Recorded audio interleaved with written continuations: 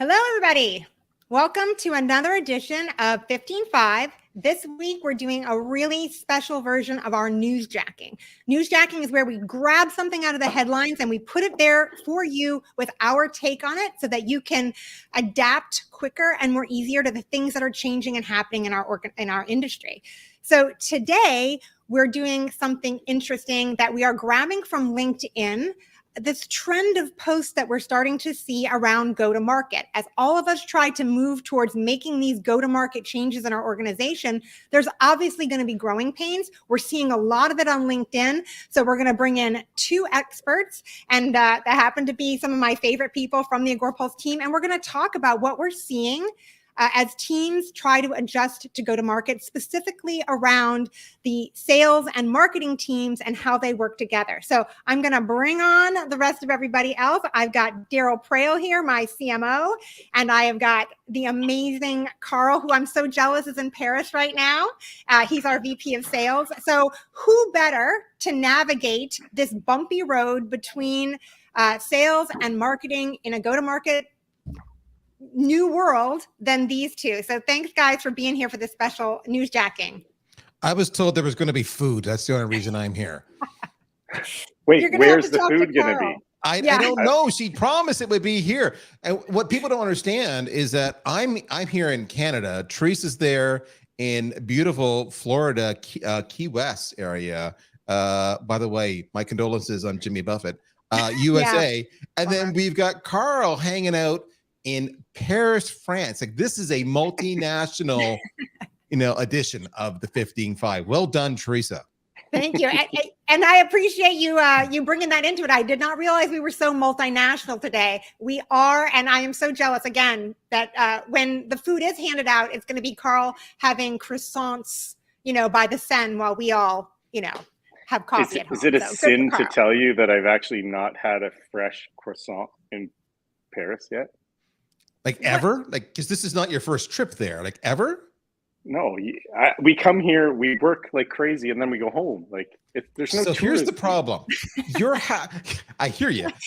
You're having breakfast at the hotel. Go to a real restaurant for breakfast, and you'll get fresh baking, and it's everything they say it is. My wife she dreams about the croissants in Paris. Okay, there you go. Yeah. Okay. Carl, you're sleeping on it, man. You're sleeping on it. All right, let's jump into this. We don't have much time together, and I really want to get to this because there's a lot of pain and angst out in the world about go-to-market and sales and marketing. There's tension. I can see it on post after post. Here's 3 of them in the last couple of days that kind of illustrate the issue that's happening, which is sales versus marketing. Jen's post, Jen's a superstar. If you're not following her, you definitely should. But she talks about how marketing and sales were disconnected and how as a young salesperson that impacted her career. And then we've got Sam Jacobs. He's pitching revenue teams versus sales teams. And Judd, who's one of our favorites from Go-to-Market Partners, this big message that marketing is consistently being undervalued. So this is the news of the day. Which team drives GTM? Is it sales? Is it marketing? And I'm going to jump in just for context there. If you have folks, if you don't follow Jen Allen Knuth, you should. Yeah. Amazing sales leader, so talented.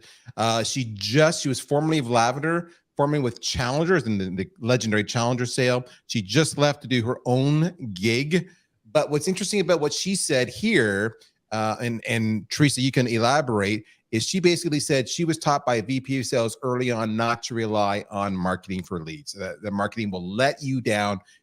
I'm paraphrasing every single time. So you have to step up. So that was her big lesson, was there was a huge disconnect and she couldn't trust marketing. So for a revenue person, that's a huge statement. Whereas Judd is talking about how people just don't get marketing. I had a live conversation with him yesterday, one-on-one. We were shooting the breeze. And he goes, most executives, most revenue leaders simply do not get marketing. So I just wanted to add that. By the way, you should follow Yep. Judd and GTM Partners. Yep. And once you realize this is an issue, you're gonna see it everywhere. Like the minute you start thinking about this, it's every other post right now on LinkedIn. It is a super hot topic. And I know that we're seeing it ourselves, and we're seeing it in our peers. So I wanted to set the stage here so each of you could give an example of how your departments say. So, in Carl, in your example, you're our VP of sales. So give me an example where sales was the rock star, was the superstar, saved the day for a go-to-market goal, and it was something that sales only could have done. So I think this is the topic, right? Like you got Sangram and Brian and Judd, and then they have their own business now. It's called the GTM Partners, because GTM is not easy.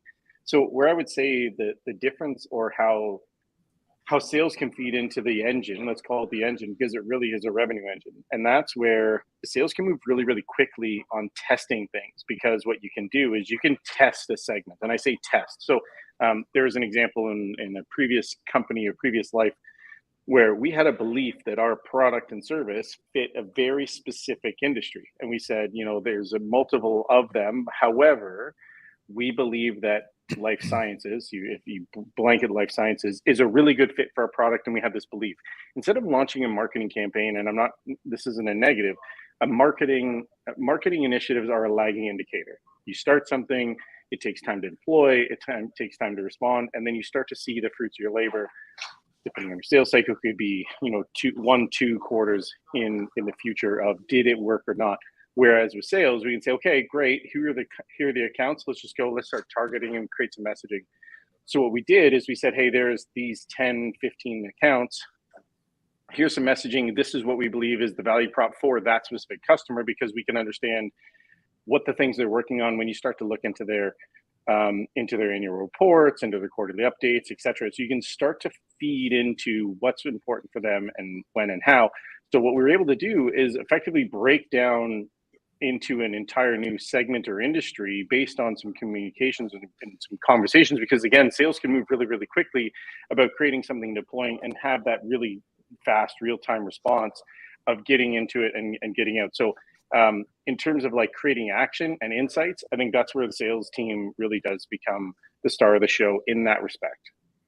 Yeah. I mean, sales has definitely got speed on its side. What do you think, Daryl, about speed? See, I'm gearing up for the great debate that's about to take place next week. So from my point of view, I just want to go and yell at sales and Carl right now and trash talk him. It's killing me. I want you to know that. Okay. So repeat the question. Where do I think sales, repeat the question. Well, Carl's made a really good point here that sales is really nimble. I know it was a good point. I'm going to rely on you to rebut it, but I don't think there's really any rebuttal. The reality is sales knows the target audience. They have good instincts about what might be a new target audience.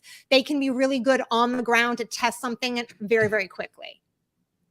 All right. So the question is, I can rebut that, and I can also talk about maybe how marketing can complement sales. There you go. Working with our strengths versus the sales strength. All right. So what I would say is this: if you look at the modern sale and how it works, it's often a case of people do not want to talk to a sales rep, right? I don't want to talk to anybody. I just want to research it myself. Which means they don't want to take a phone call. They don't want to respond to anything. So what do? Well, what they do is they fundamentally go and they talk to their friends, their buddies, their pals, their chums, their besties. And they say, what are you doing? What are you using? What have you learned? Or they go to their community. It could be a Rev Genius. It could be Pavilion. It could be social media Pulse. It could be whatever. And they ask the same questions. What are you using? And often you see these conversations happen when they're actually in market. Where our subscriptions coming up. What do we do? Or we need this feature now that we didn't need before. What are you guys using? Because our solution doesn't provide it. And the issue we have with that is that sales tends to not live there, which is ironic because social selling should be a big part of what they do. Yet many sales reps, not all, just many, they avoid social. It's not their comfort zone. They don't think they have anything to add to the conversation. If I'm going to use social, I'm simply going to use it to spam people to say, hey, here's my calendar link, book 10 minutes on my calendar. That's the problem with sales and the sales culture. Sales is strong to Carl's point on the outbound motion as it relates to GTM. Of course, GTM has roughly, I think, 6 motions: inbound, outbound, partner, community, event-led, and product-led. Hopefully I got that right. They're very strong on the outbound side. Where they're weak is on the inbound side. Where they're weak is on the community side. Where they're weak is on the partner side. So where marketing can really help is creating a lot of buzz, creating that social media reputation, creating that brand awareness. And that drives the inbound activity, which we can then qualify and throw over the wall to sales to say, okay, here, we found you something. So when it comes to GTM, marketing plays a huge role. Some might suggest even more important role, but it's a top of funnel thing. It's a top of funnel thing. So I'm not sure I answered the question the way you thought I would answer the question, but there you go. No, I think it's a good part of the discussion because we're starting to get more granular about the different motions that are in go-to-market and where each team has their strengths and is a superstar. And I think one of the things you kind of both touched on is the fact that social media is a really great way to be quick for both teams. So for Carl, you were able to jump on the phone and get your new target audience on the phone and feel them out. Also, you're probably able to get them on social media. Same thing for marketing. We can test something pretty quick on social media, get that feedback in order to do that inbound campaign. So I want to point that out here because I think that it's a strength of both teams, that both teams should be leveraging social media for that quick action. So Daryl, do you have any stories where marketing did something that sales couldn't do, a time in your past where you were like, you know what, this is where marketing shines. We did something here that sales couldn't do that had a go-to-market impact. Absolutely. Is this where I get to like jump in and set up the great debate, or do I get to rebut and be? Yes, you're going to get to rebut. You hold on, Carl. Oh, you're going to get to rebut. Okay, hold on. Okay. Little foreshadowing. We all know there's no point of having the debate because marketing is going to win. But I'll prove that next week. All right. A point where sales perhaps didn't have the success they could have had. Okay, so I'm not sure this is a tension-filled issue, but when I was at VanillaSoft, so VanillaSoft sales engagement platform, we would compete against vendors like Outreach and Salesloft. So that's the stage, okay? And obviously we wanted to grow, we wanted to increase our average deal size. The problem we have is we were not the category leader, right? That was Salesloft and Outreach. So any other players there, VanillaSoft, a Groove, an Apollo, anybody else, they were not a player at the time. So how do you stand out? B, we need to increase our deal size. C, we need to attract new markets. And when we relied upon sales, they were very comfortable taking just the inbound leads as opposed to going out and trying to establish beachheads in those markets. And yes, we tried to work with them over and over and over again. The reality is we didn't have the time. So we didn't have the time to scale. We didn't have the time. We needed to upskill our sales reps, perhaps replace many of the sales reps. So what we had to end up doing is we had to make the connections with all the influencers. We had to have the public content. We had to have the public debates. We had to go and schmooze to get our name out there to drive those target accounts into us and be invited to the game to compete. We wanted sales to do it, not marketing. And this is an important thing, because sales engagement is a sales buyer. And so the most credible person in that conversation is the sales rep. But that's just not how most salespeople are wired. So for us to hit our corporate goals, our growth goals, our go-to-market goals, marketing had to lead the day.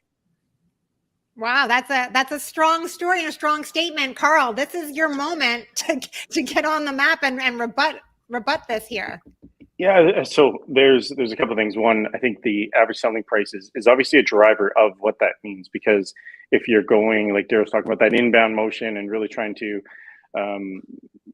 it's a little bit more price driven, where people will make a decision on what they're going to buy based on the average selling price. You're not typically going to buy something that costs $1 million, $2, $3, $4 million, or even hundreds of thousands of dollars just through a website. You're typically going to want to make sure you're making the right decision. The flip side of the coin is I agree with Daryl, because an inbound motion, what is the main driver of it? Your website. Sales doesn't have access to the website. Marketing does. So that's where SEO and content marketing and all of those additional algorithms and everything you're doing through Google Analytics and all these other things come into play to drive that inbound engine. So I understand what he's saying. The flip side of the coin is when you're thinking about the two different aspects, and there is multiple go-to-market motions and also how you communicate with your customers. One team can do something differently than the other, but they have to come together. Well, that's the spoiler for sure, Carl. They do have to come together at some point. But today is not about togetherness. The news of the day is not about togetherness. Everybody is grabbing for their piece of the pie and trying to stake their claim. I think there's a lot of that happening as people have these growing pains around go-to-market, which is why we're doing the great debate that Daryl mentioned a few minutes ago. 1 week from today at 11 a.m., we are going to all getting some superstars from the industry together, and we're going to debate it out. If this is a topic that's interesting you, and if you're a marketer or if you're a salesperson, I'm sure that it is. So grab your front row seat. The best part of this event happens in the chat. So two things. If you sign up, you'll get to participate in the event and participate in the chat, but you'll also get access to the content afterwards if you want to come back and check it out. So I want to chirp a little bit. So A, me too. The link is there, folks. bit.ly/GTM winner. B, we already know who's going to win, but if you're a team marketing, sign up and, cheer loud. I want to see the trash talking in the comments. If you're team sales, don't bother. Just move on. It's going to be embarrassing. Get your popcorn. Get your popcorn ready, because we all know that sales is going to come with the data and make marketing look silly. And if not, maybe Corporate Bro can stand in and add some context, because we know he's right. Corporate Bro. Oh my God. There we go. That's just a taste of the trash talking to come. And I want everybody to send out their thoughts and well wishes for Judd from GTM Partners, who is going to do his best with a whip and a chair to keep these two teams on track during the debate. And again, I'm telling you right now, the comments are the best part of these debates. And everything that everybody gets up to in the chat is hilarious. Don't miss it. Join us. It's going to be a lot of fun.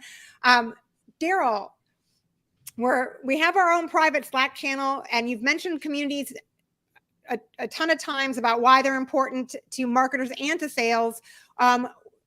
This says keep the trash talk going. Are we asking people to come over and trash talk with us on Slack? Is that what's happening here? Well, the beauty of this is a private community. Yes, join us there. We talk about go-to-market. We talk about social media. We talk about different kinds of channels. And it's all a revenue point of view. These are revenue players. You could be sales, you could be marketing, you could be customer success, but we go there and we help each other out. Hey, I have a question on this, whatever it might be.